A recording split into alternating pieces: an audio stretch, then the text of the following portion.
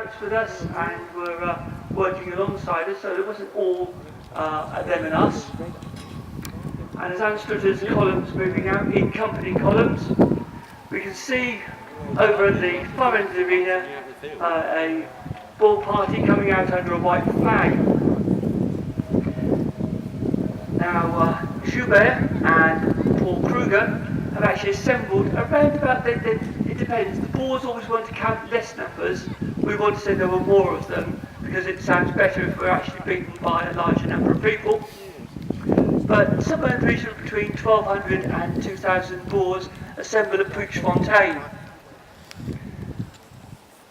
Anstrutter isn't too concerned about this, there's just a bunch of boogers under a flag, but they turn out and they actually give him a letter addressed in the name of the Triumvirate of the South African Republic, signed by Kruger, Jebb and Pretorius, Martin Pretorius, and it's addressed to the Commander-in-Chief of Her Majesty's troops on the road between Lydenburg and Pretoria itself. Dated the December 17th, 1880. And we'll start reading it. Mr. Anstrutter has got it there. Sir, in the name of the people of the South African Republic, we must demand that you hold your troops in column where you are, and you allow discussions and negotiations of a diplomatic commissioner with Her Majesty's Administrator, Colonel Owen Lanyon, to take place. We must also demand, this is getting a bit obstructive, this demands that you stop where you are, as we do not know whether we are in a state of war or not. We declare in the most solemn manner that we have no desire to spill blood, and that from our side we do not wish war. We are only seeking to recover our lost independence as a nation, and this we desire to do without the need to spill blood. In 1877, our then government gave up the keys to the government office without spilling blood. And then there's a whole page of demands, absolute tosh written by the Boers, and Colonel Anstrutter, quite rightly, he's a good British regular, treats it with the contempt it deserves.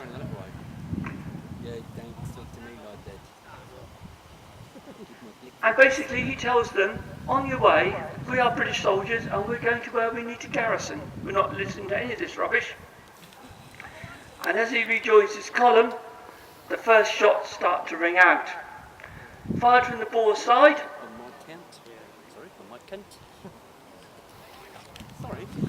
This is then an active declaration of war.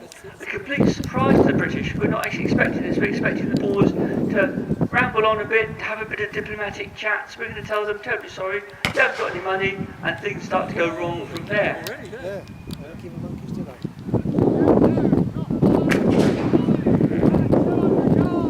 Anstrutter's column is quite surprised. They're not expecting to have to go into battle, and they fall out in fairly rank order, taken on by column.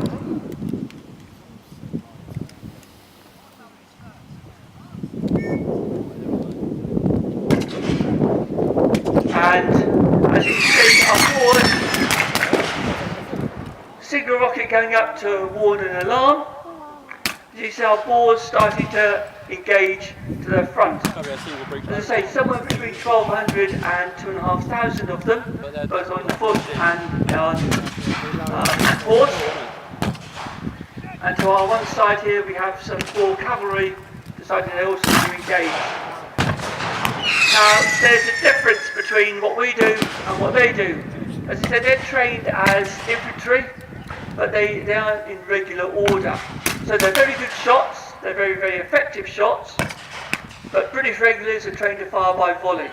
Perfect for the kind of colonial warfare we're on at the moment, because in the 1870s and 80s we're fighting the Zulu, the Hadenawa tribes from the Sudan. Some 20 to 30,000 strong coming on en masse. That's great, because for volley firing as we do here, we're actually in a position where we'll be able to hit somebody in a crowd.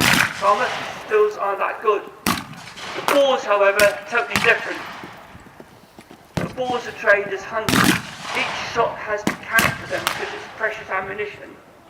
So they are much more effective shots and they can learn to do all manner of damage. And Anstrutter's column itself survives less than 10 minutes in contact with the Boers. Over 140 of them were killed outright. Most of the casualties have 5 to 6 bullet wounds in them. The Boers just pick them off and literally take them to pieces. Decimates his 800-man battalion, somewhere in the region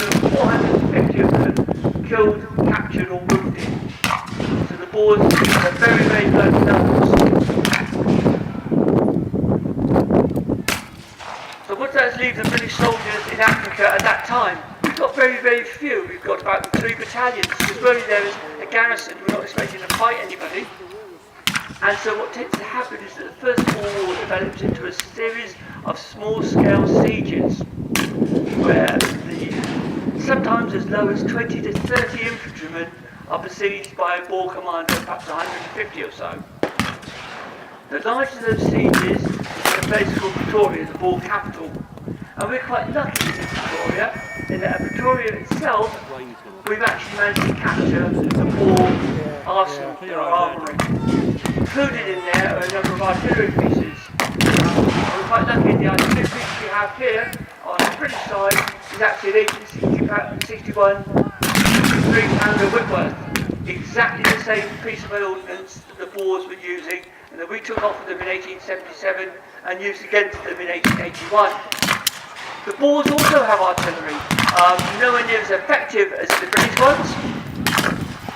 They have an old ship's cannon, they have a number of other guns they make and put together. But it does mean that they can actually trade artillery against ours.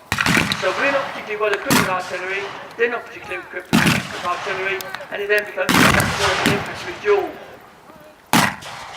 And some cracking volleys coming out of there, as I say, perhaps demonstrating the difference between the way that the Brits think of fighting and the way that the Boers do. Because close order marching and volley firing opposed to independent fire and taking cover. Colley, the general given the task to actually make sure that the Boers are put down and we beat them, actually starts to advance, and it goes in a brigade, around about 3 or 4 battalions strong with cavalry, mounted infantry, and they're in a position where they actually find themselves fighting at Ingogo and at Lang's Neck, where they suffer 2 particularly bloody defeats, and eventually get to the Transvaal and hold a place called Majuba Pass, known by the native Africans as the Hill of Doves. It's a high escarpment that dominates the Transvaal. It's one of the traditional passes across the Transvaal into Natal. So you think of the Natal area, the northern Natal Transvaal border, as being very much like Flanders is in Western European history. It's a crucible of a continent's sort of history, because most of the fighting we do, right the way through from the 1820s through to 1914-15, when the Boers rise up against us in a limited way at the start of the Great War, is done in that crucible. So our Boers have seen our British infantry back, and we have to talk about some of the sieges there. You can imagine the White House office there being the Pretoria garrison. The British, as I say, reinforced Pretoria quite heavily because there was the kudos of capturing a Boer capital. If the Boers took their capital back, they could argue they won. We saw property in a different way to the Boers, because even in the Second World War of 1899-1902, we actually captured both Bloemfontein and Pretoria, two Boer Republic capitals, very quickly in the campaign by 1900. As far as we're concerned, in terms of European terms, we've won, because we've beaten them in the field and we've captured their capital. The Boers, because they're not town dwellers, they're much more farming, they're not interested about to capture the capital, and they carry on a guerrilla war for 2.5 years after the capture of those capitals to make sure that we have to continue fighting them. They don't see territory quite the same way we do.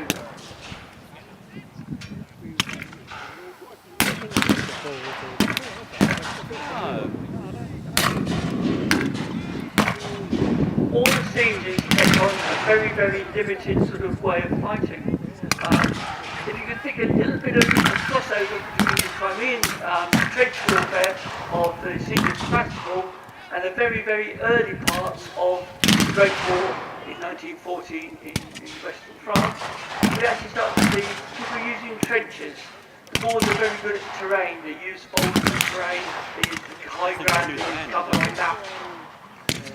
but they also don't want to press home their attacks too heavily. And like a British regular, whose attitude is very much, I'm paid as a soldier, if I die, I die, but I die with mates. The Boers have a totally different attitude. Their commandos are elected, their officers are elected by the commandos, the members of the commandos themselves. And they're actually electing people who could be their cornets or their commandants, people who are farming next door to them, their brothers, their uncles, their sons. So they are much more aware that if they lose casualties, they're losing family and friends. Totally different from the British regular. So the Victorian public will read about it and say, oh, this is terrible, we don't have this group, I got them anyway. So the Boers, although they do lay siege to things, aren't as enthusiastic as perhaps regular soldiers would be to go into contact. Now, luckily for us, we've had some counter-battery fire, and our Boer gun has definitely taken a hit from our artillery. That's a hurrah for the British infantry. Splendid stuff to see a Boer gun on fire, burning away. That's one in the eye for Johnny Booth. Excellent. There's no partisan commentary to this, by the way. I'm not supporting either side as such.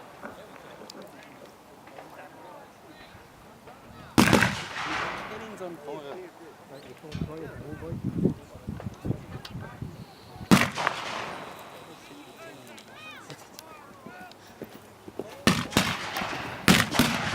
Body count. Now we're running towards the end of our resistance. It's just a question of whether the Boers have enough confidence to try a frontal assault on our massed British infantry. My money is they won't, and I certainly wouldn't, but then they're not trained as regular soldiers, are they?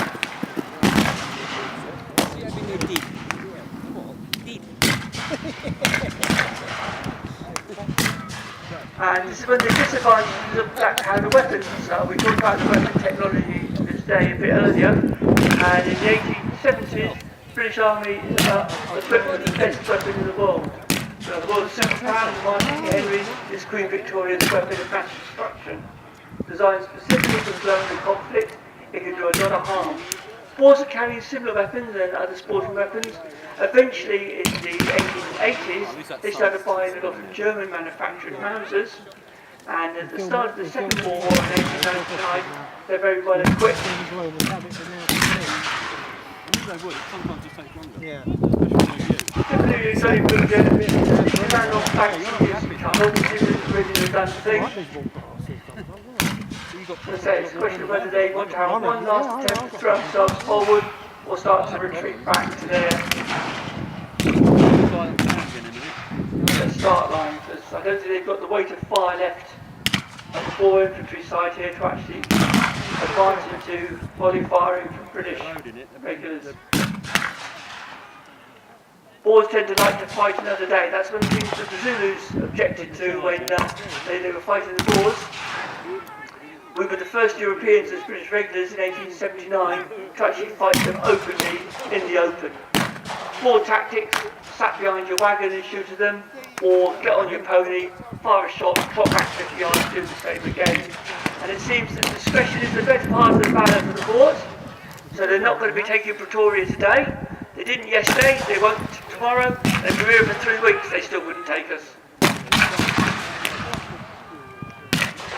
So as we're seeing them off,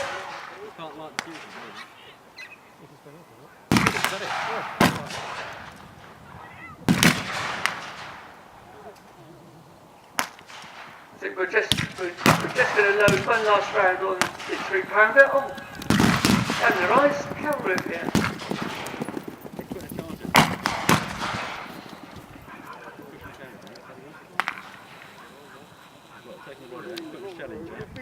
And so as a pause to this battle, that seems appropriate to call a ceasefire, ceasefire, ceasefire.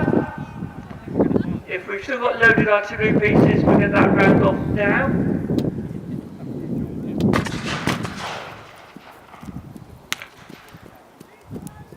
So ceasefire. So if we need to fire the 3-pounder, we've done that, we're clear. Right, that brings us to the end of our arena display.